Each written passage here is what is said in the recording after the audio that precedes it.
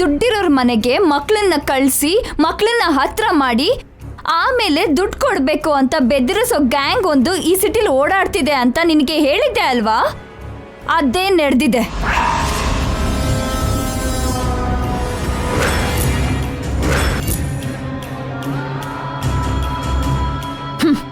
ಆ ದಿವ್ಯನ ಜೈಗೆ ಹತ್ರ ಮಾಡಿ ದಿವ್ಯನ ನೋಡ್ದೇನೆ ಇರೋಕ್ಕಾಗ್ದಿರೋ ಸ್ಥಿತಿನ ಜೈಗೆ ಕಲ್ಪಿಸಿ ಇವಾಗ ಜೈನ ಮಾಯ ಮಾಡಿ ಅವಳು ಮಾಯ ಆಗಿ ದುಡ್ಡು ಕೀಳ್ಬೇಕು ಅಂತ ನೋಡ್ತಿದ್ದಾಳೆ ಆ ಜಾನಕಿ ದೇವಿ.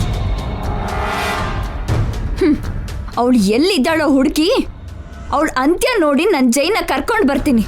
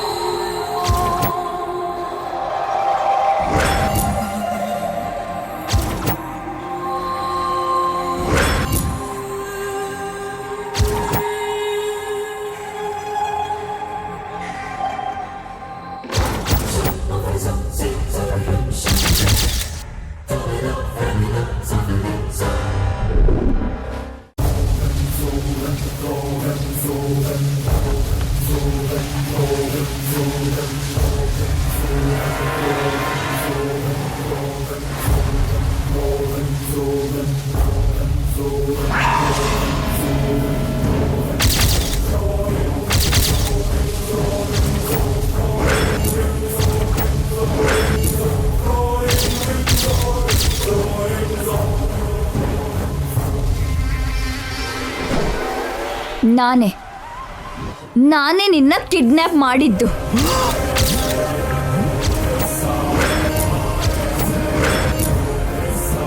ತಲೆ ಮೇಲೆ 2,000 ರೂಪಾಯಿ ಇಟ್ಟು ಮಾರಿದ್ರು ನಾನು ಯಾರು 2 ರೂಪಾಯಿಗೂ ಕೂಡ ಕೊಂಡ್ಕೊಳ್ಳಲ್ಲ. ನನ್ನ ಯಾಕೆ ಕಿಡ್ನಾಪ್ ಮಾಡಿದ್ಯಮ್ಮ? ನಿಜನ ಹೊರಗೆ ತರಿಸೋದಿಕ್ಕೆ.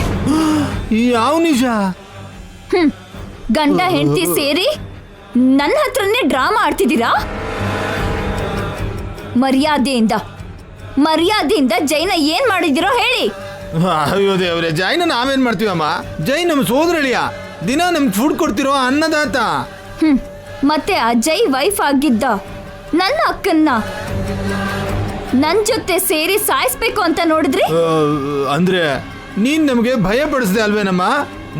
ನೀನ್ ಹೇಳ್ದಾಗೆ ಮಾಡ್ಲಿಲ್ಲ ಅಂದ್ರೆ ಸಾಯಿಸ್ಬಿಡ್ತೀಯ ಅನ್ನೋ ಭಯದಿಂದ ಮಾಡಿದ್ವಿ. ದಿವ್ಯನ ಅವ್ರಮ್ಮ ಜಾನಕಿನ ಜೈ ಮನೆ ಎದುರುಗಡೆಯಿಂದ ನಿಮ್ ಹೆಂಡತಿ ಯಾಕೆ ಕರ್ಕೊಂಡು ಹೋದ್ಲು? ಅಜ್ಜಿನ ಕಲ್ಪನಾ ಆಂಟಿನ ಯಾಕೆ ಭೇಟಿ ಮಾಡಕ್ ಬಿಡ್ಲಿಲ್ಲ? ಅಂದ್ರೆ ಅದು ಆ ಜಾನಕಿ ಅಂದ್ರೆ ಹೇಳಿ.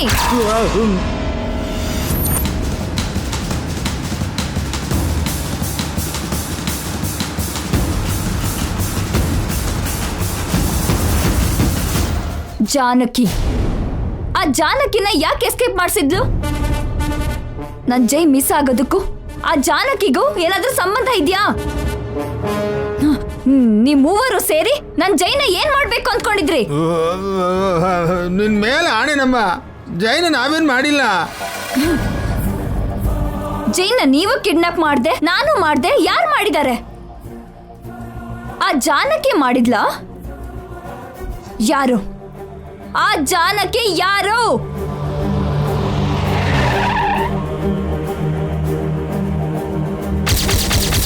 ಜಾನಕಿ ಅದು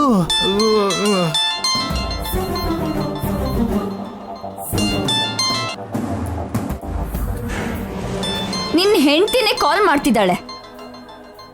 ಒಳಗಡೆ ಕರೆದು ನಿಮ್ಮಿಬ್ರಿಗೂ ಮತ್ತೆ ಮದ್ವೆ ಮಾಡಿಸ್ತೀನಿ.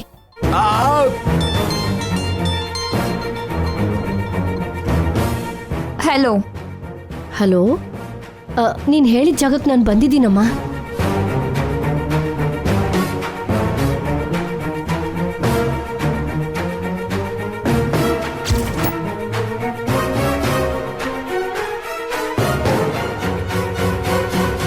ನೋಡ್ದೆ. ಒಳಗಡೆ ಬರ್ಬೇಕಾ? ನಾನೇ ಬರ್ತೀನಿ. ಇಷ್ಟಕ್ಕೂ ನೀನ್ ಯಾರಮ್ಮ? ಬರ್ತೀನಲ್ವಾ, ನೀನೇ ನೋಡುವಂತೆ.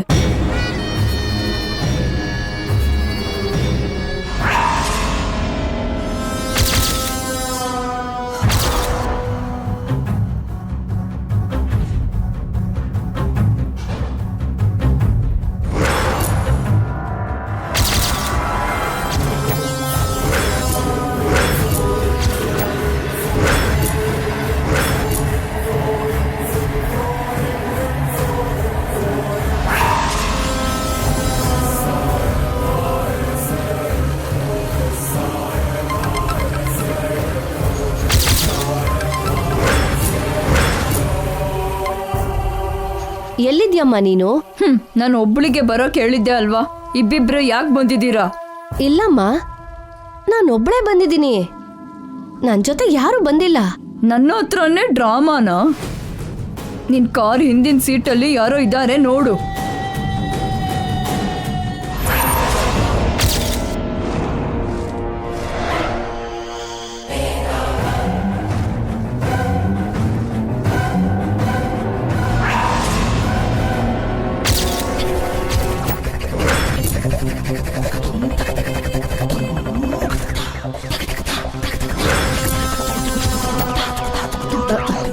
ಅವರು ನಮ್ಮ ಅತ್ತಿಗೆ ಕಲ್ಪನಾ, ನನಗೆ ಗೊತ್ತಿಲ್ಲದೆ ಬಂದಿದ್ದಾರೆ. ಬಂದಿರೋ ದಾರಿಲೇ ವಾಪಸ್ ಹೋಗು, ಅವಳನ್ನ ಡ್ರಾಪ್ ಮಾಡಿ ಬಾ. ಮತ್ತೆ ನಮ್ಮ ಯಜಮಾನ್ರು? ನೀನ್ ಬರೋವರೆಗೂ ಸೇಫ್ ಆಗಿರ್ತಾನೆ. ಯಾವ ಕೆಲ್ಸಕ್ಕೂ ಬರ್ದಿರೋ ನಿನ್ ಗಂಡನ ಬಗ್ಗೆ ಯಾಕೆ ಅಷ್ಟು ಭಯ? ಅಂದ್ರೆ ಎಷ್ಟೇ ಆದ್ರೂ ಅವ್ರು ನನ್ನ ಸ್ಟಿಕ್ಕರ್ ಅಲ್ವೇನಮ್ಮ. ಗ್ಲಾಮರ್ಗೋಸ್ಕರ ಆದ್ರೂ ಅವ್ರು ನನಗೆ ಬೇಕು. ಬೇಗ ಹೇಳಿದ್ದನ್ ಮಾಡು.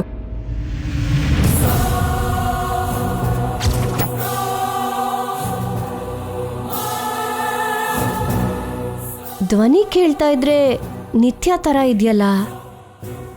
ನಿತ್ಯನೇ ಆಗಿರ್ತಾಳೆ, ನನ್ನ ಹತ್ರನೇ ನಾಟಕ ಆಡ್ತಿದ್ದಾಳೆ. ಮಾಡ್ತೀನಿ. ಈ ದರಿದ್ರದ ಕಲ್ಪನಾ ಅತ್ಗೆ ಬೇರೆ ಯಾಕೆ ಬಂದ್ರು ನನ್ನ ಜೊತೆಗೆ? ಇಲ್ಲಿವರೆಗೂ ಬಂದು ನನ್ನ ಗಂಡನ್ ನೋಡ್ದಿರೋ ಹಾಗೆ ಮಾಡ್ಬಿಟ್ರು. ಮನೆಗೆ ಹೋದ್ಮೇಲೆ ಮಾಡ್ತೀನಿ ಇವ್ರಿಗೆ.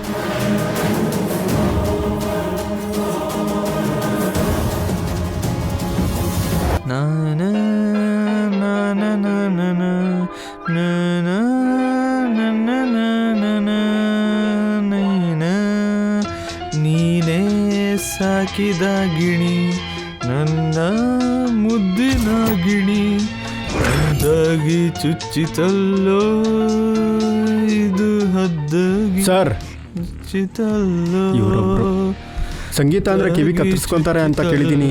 ಮಾಡೋ ಡ್ಯೂಟಿನ ಕೂಡ ಮರ್ತೋಗ್ತಾರೆ ಅಂತ ಕಣ್ಣಾರೆ ನೋಡ್ತಿದ್ದೀನಿ. ನಾನು ಡ್ಯೂಟಿ ಮಾಡೋದನ್ನ ಮರ್ತಿಲ್ಲ ಪ್ರಕಾಶ್.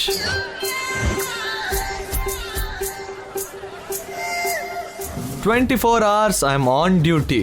ಸರ್, ನಾನು ಮನ್ಸಲ್ಲಿ ಅನ್ಕೊಂಡೆ ಸರ್, ನಿಮ್ಗೆ ಕೇಳಿಸ್ತು ಸರ್? ನಂದು ಹಾವಿನ ಕಿವಿ ಕಣಯ್ಯ, ಮೈಂಡ್ ವಾಯ್ಸ್ ಕೂಡ ಕೇಳಿಸುತ್ತೆ.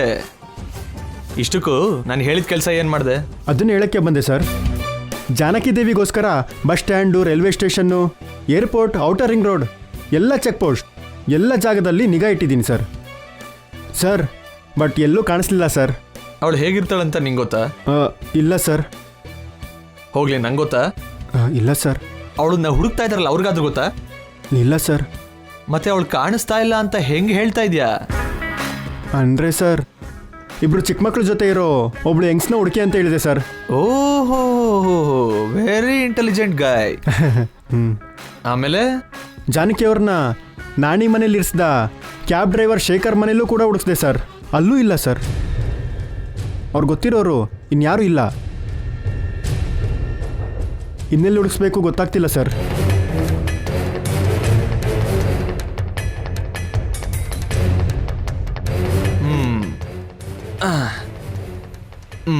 ಬಸ್ ಸ್ಟ್ಯಾಂಡಿಗೆ ಹೋಗಿಲ್ಲ, ರೈಲ್ವೆ ಸ್ಟೇಷನ್ಗೆ ಹೋಗಿಲ್ಲ, ಏರ್ಪೋರ್ಟ್ಗೂ ಹೋಗಿಲ್ಲ. ಬೆಂಗಳೂರಲ್ಲಿ ಸಮುದ್ರ ಇಲ್ಲದೆ ಇರೋದಕ್ಕೆ ಸೀಪೋರ್ಟ್ಗೆ ಹೋಗೋ ಚಾನ್ಸೂ ಇಲ್ಲ. ಹೋದ್ರೆ ಏನಾದರೂ ಹಾಸ್ಟೆಲ್ಲು, ಅನಾಥಾಶ್ರಮ, ದೇವಸ್ಥಾನ. ಪ್ರಕಾಶ್, ಟೆಂಪಲಲ್ಲಿ ಹುಡುಕಿದ್ಯಾ? ಟೆಂಪಲ್ಸ್ ಯಾಕೆ ಸರ್? ಏನಯ್ಯ ಪ್ರಕಾಶ್, ದಿಕ್ಕಿಲ್ದೇ ಇರೋರಿಗೆ ದೇವರೇ ದಿಕ್ಕು ಅಂತಾರಲ್ವಾ. ಮಕ್ಕಳ ಜೊತೆ ಜಾನಕಿ ದೇವಿ ಯಾವುದೋ ದೇವಸ್ಥಾನದಲ್ಲಿ ತಲೆ ಮರೆಸ್ಕೊಂಡು ಇರ್ಬೋದಲ್ವಾ? ಕರೆಕ್ಟೇ ಸರ್. ಆದರೆ ಸಿಟಿಲಿ ತುಂಬ ಟೆಂಪಲ್ಸ್ ಇದೆಯಲ್ಲ ಸರ್, ಅವ್ರು ಯಾವ ಟೆಂಪಲಲ್ಲಿ ಇದ್ದಾರೆ ಅಂತ ಹೇಗೆ ಹುಡ್ಕೋದು? ಇಂಥ ಟೈಮಲ್ಲೇ ಸ್ವಲ್ಪ ಉಪಯೋಗಿಸ್ಬೇಕು. ನಾಣಿ ಹೇಳಿರೋ ಪ್ರಕಾರ ಜಾನಕಿ ದೇವಿ ಮಕ್ಕಳ ಜೊತೆ ನೈಟ್ 10 ಗಂಟೆ ಮೇಲೆ ಮನೆ ಖಾಲಿ ಮಾಡಿ ಹೋಗಿದ್ದಾಳೆ. ಆ ಟೈಮಲ್ಲಿ ಸಿಟಿ ಹೊರಗೆ ಹೋಗಿ ಅಲ್ಲಿರೋ ದೇವಸ್ಥಾನದಲ್ಲಿ ಸ್ಟೇ ಮಾಡಲ್ಲ ಅಲ್ವಾ? ಆ ಮನೆ ಹತ್ರ ಇರೋ ದೇವಸ್ಥಾನದಲ್ಲೇ ಸ್ಟೇ ಮಾಡಿರ್ತಾರೆ ಪ್ರಕಾಶ್. ಆ ನಾಣಿ ಮನೆ ಹತ್ರ ಯಾವ ದೇವಸ್ಥಾನ ಇದೆ? ಹಾಂ, ರಾಮಾಲಯ ಸರ್. ಸೂಪರ್.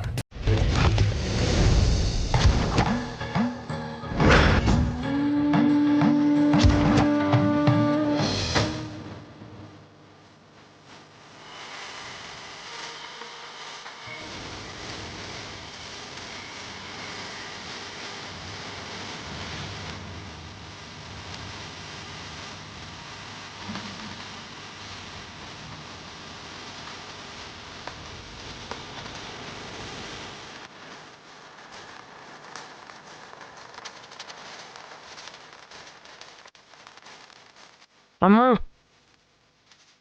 ಯಾರೋ ಏನೋ ಹೇಳಿದ್ರು ಅಂದ್ಬಿಟ್ಟು ನಾವು ಯಾಕಮ್ಮ ಕದ್ದಿ ಮುಚ್ಚಿ ಬರಬೇಕು? ಮನೆ ಇಲ್ದೇನೆ ದಿಕ್ಕಿಲ್ದಿರೋರ ಥರ ಈ ದೇವಸ್ಥಾನದಲ್ಲಿ ಯಾಕಿರಬೇಕು?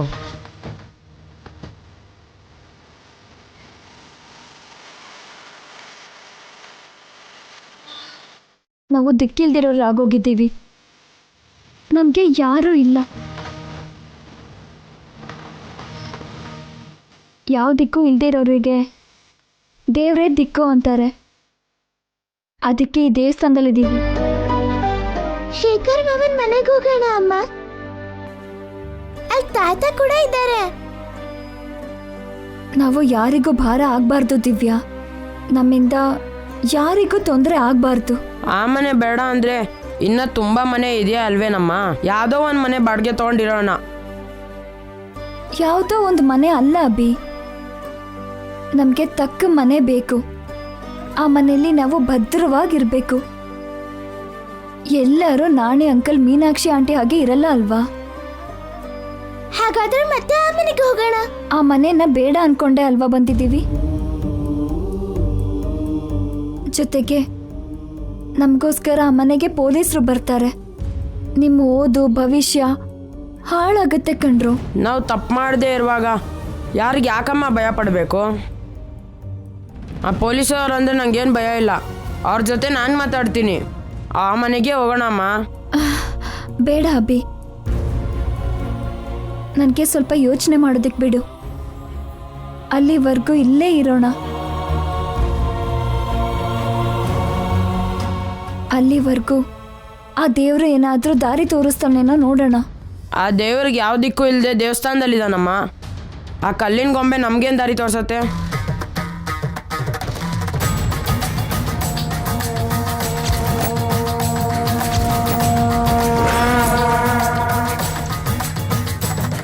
ಅಯ್ಯೋ ಅಣ್ಣ, ದೇವ್ರಿಗೆ ಹಾಗೆಲ್ಲ ಹೇಳ್ಬಾರ್ದು, ತಪ್ಪು. ಅಷ್ಟಕ್ಕೂ ತಪ್ಪೆಲ್ಲ ನಿಂದೆ ದಿವ್ಯಾ. ಅನಾವಶ್ಯಕವಾಗಿ ಅವನಿಗೆ ಹತ್ರ ಅದೆ. ಅವನೇನಾಗಿದ್ದಾನೋ ಗೊತ್ತಿಲ್ಲ. ಅವನಿಂದ ನಾವು ಮನೆ ಬಿಟ್ಟು ಈ ದೇವಸ್ಥಾನದಲ್ಲಿ ಕೂತಿದ್ದೀವಿ.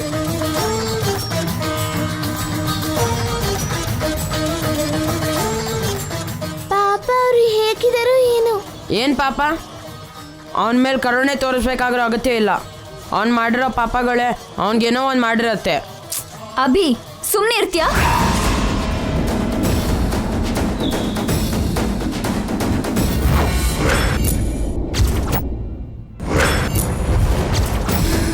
ಏನಮ್ಮ, ಅವನ ಬಗ್ಗೆ ಮಾತಾಡಿದ್ರೆ ಸಾಕು ನಿಂಗೆ ದಿವ್ಯಂಗೆ ಕೋಪ ಬರುತ್ತೆ.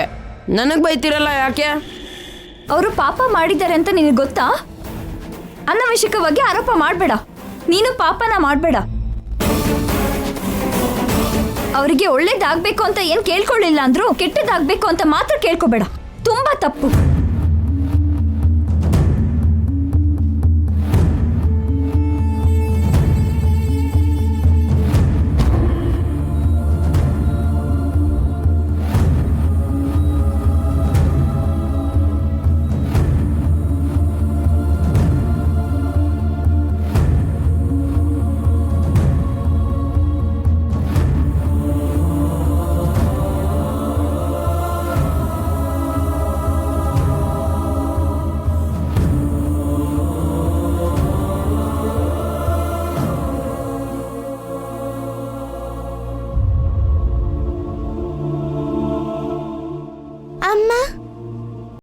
ಕ್ಷೇಮವಾಗಿ ವಾಪಸ್ ಬರ್ಲಿ ಅಂತ ಪೂಜೆ ಮಾಡ್ಲಾ?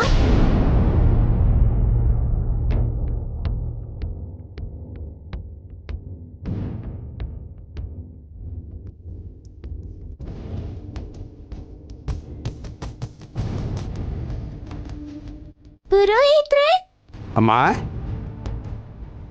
ಏನಮ್ಮ? ಅರ್ಚನೆ ಮಾಡ್ಬೇಕು. ಮಾಡ್ತೀನಮ್ಮ. ಹೆಸರು ಹೇಳು.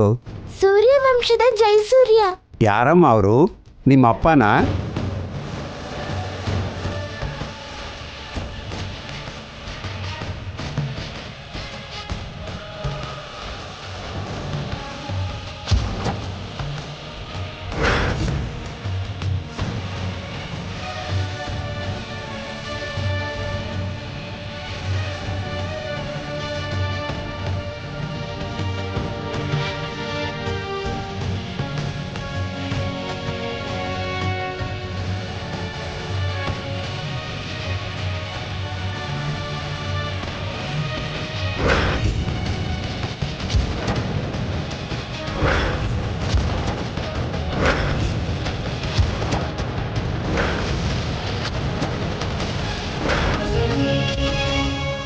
ಅಲ್ಲ, ಅವರು ತುಂಬಾ ಒಳ್ಳೆಯವರು.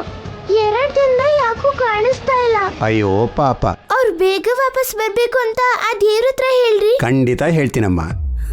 ಇಷ್ಟಕ್ಕೂ ಅವ್ರು ನಿನ್ಗೇನಾಗಬೇಕು ಅಂತ ಹೇಳಲೇ ಇಲ್ಲ. ಏನೂ ಇಲ್ಲ. ಅವರಿಂದ ತುಂಬಾ ಜನ ಆನಂದವಾಗಿದ್ದಾರೆ. ಅಂತವ್ರು ಕ್ಷೇಮ ಆಗಿರ್ಬೇಕು.